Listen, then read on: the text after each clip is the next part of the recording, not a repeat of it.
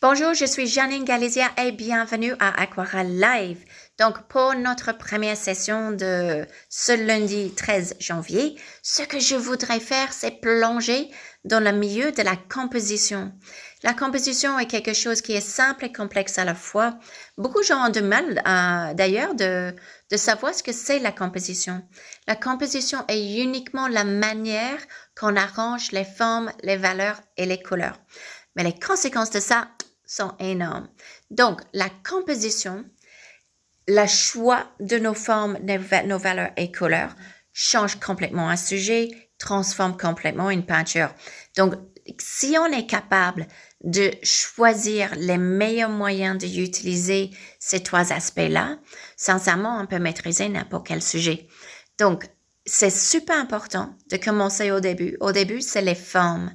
Les formes, c'est les sujets, c'est aussi les arrière-plans, c'est les espaces entre les formes, c'est les formes dominantes, c'est les formes subtiles, c'est les grandes formes, les petites formes, les formes subtiles, floues, les formes précises. Comme vous voyez, il y a quand même pas mal de types de formes. Donc, on va démarrer cette semaine en parlant des formes et pourquoi arranger les formes de certaines manières, c'est mieux pour une composition que pour d'autres, que d'autres idées peuvent être. Donc, si on résume que composer nous laisse la possibilité de créer, d'exprimer, en gros, de faire ce qu'on veut sur la feuille et avoir un résultat, une peinture originale à la fin, au lieu de copier.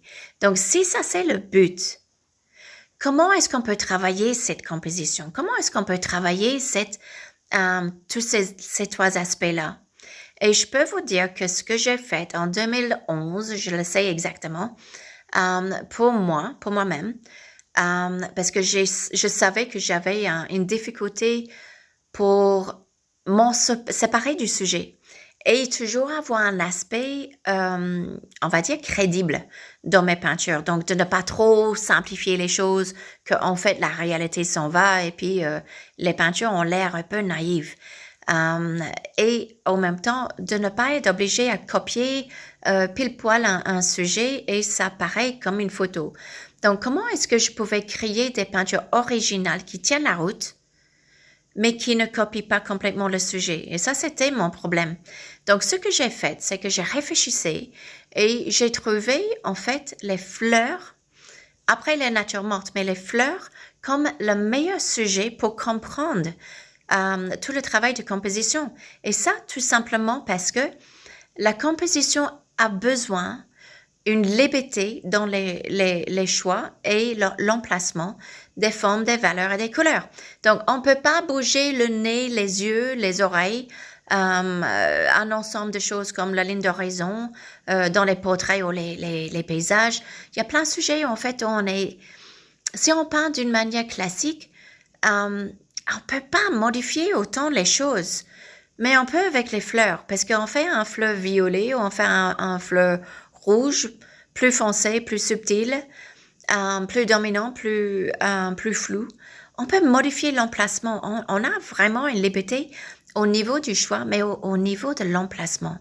Et donc, ce que j'ai fait, c'est que j'ai fait une série de peintures qui s'appelle Les Fleurs d'Isabella, pour ceux qui connaissent. Et c'était en 2011. Et je l'ai fait littéralement pour améliorer mon travail de composition. Et c'était énorme. C'était probablement le sujet où j'ai appris le plus. Et donc là, j'ai compris que, en fait, chaque sujet amène un parcours d'apprentissage. Certains sujets sont mieux pour apprendre certaines choses et d'autres pour apprendre d'autres choses. Mais les fleurs et les natures mortes, pour composer, il n'y a rien mieux. Donc, si vous adorez ou si vous adorez pas du tout les sujets comme les fleurs et les natures mortes, c'est pas vraiment le sujet. Le sujet, c'est composer.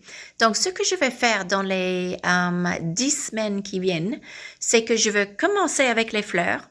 Je vais commencer après ça à passer dans les natures mortes assez rapidement.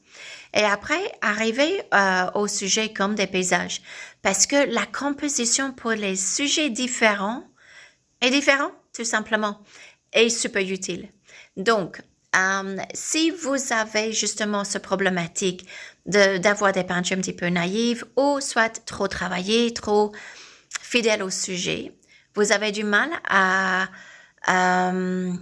pouvoir vous exprimer, à trouver des idées, à créer vos propres peintures, c'est sans doute le travail de composition qui vous bloque. Donc, je vous invite de venir ce lundi 13 janvier et on va commencer cette discussion sur la composition. C'est super important. Donc, ça sera avec plaisir de vous voir lundi. À bientôt.